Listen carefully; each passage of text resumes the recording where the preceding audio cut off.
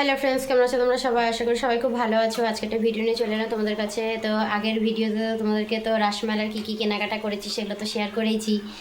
তো তার মধ্যে একটা জিনিস মিস করে ফেলেছি জানো তো, সেটার মধ্যে আমরা যে রুদ্ররূপকে যে সোয়েটার কিনে দিয়েছি সেইটা তোমাদেরকে দেখাতে পারিনি, তার কারণ ওটা টলির উপরে ছিল।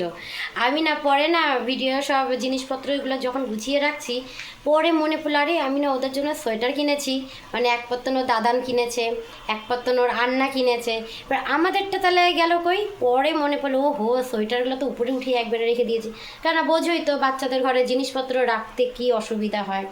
তারপরে দুটো বাচ্চার জামা কাপড় বোঝোই ঠান্ডার দিনে, ওই জন্য ওটা একটু বড় সাইজের কিনেছি তো, যে যাতে সামনে বছর পরতে পারে। তো মেলা প্রত্যেক বছরই আসে, তো ওটা বেশ পছন্দ হলো।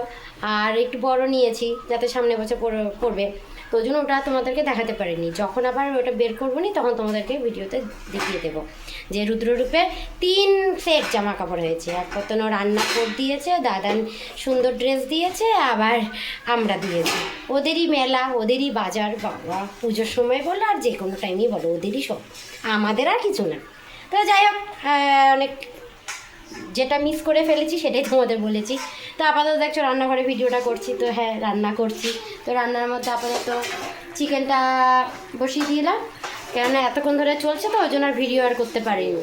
তারপরে হচ্ছে যে পেঁয়াজকলি ভাজা হয়ে গেছে, ডাল হয়ে গেছে, বেগুন ভাজা হয়ে গেছে, আর এখানে ভাতও হয়ে গেছে গা। আর এবার যেহেতু আমি ভিডিও করছি, রুদ্ররূপ আবার আসবে না এটা কোনো কথা। রূপ এসে হাজির ঢোল নিয়ে, রুদ্র এসে হাজির ঢোল নিয়ে। কেন যে টাটা আপ্পা দিতে হবে, বুঝে গেছে টাটা আপ্পা। টাটা এখন হয়নি তো টাটা। হ্যাঁ, ওদের গা পঞ্চ করে দিয়েছি, কেননা ঠান্ডা ঠান্ডা দিন তো সবসময় করাটা ঠিক না।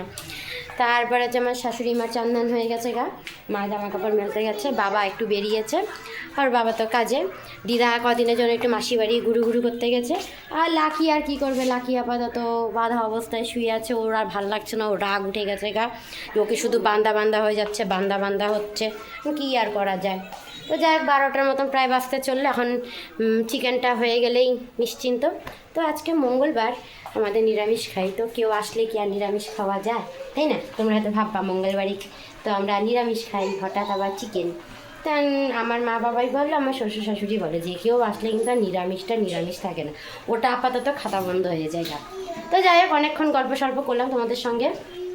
তো আজকে আপাতত এই অবধি ভিডিওটি রাখছি, আবার দেখাবো না একটা ভিডিওতে। ততক্ষণের জন্য টাটা বাই বাই, সবাই ভালো থেকো, সুস্থ থেকো।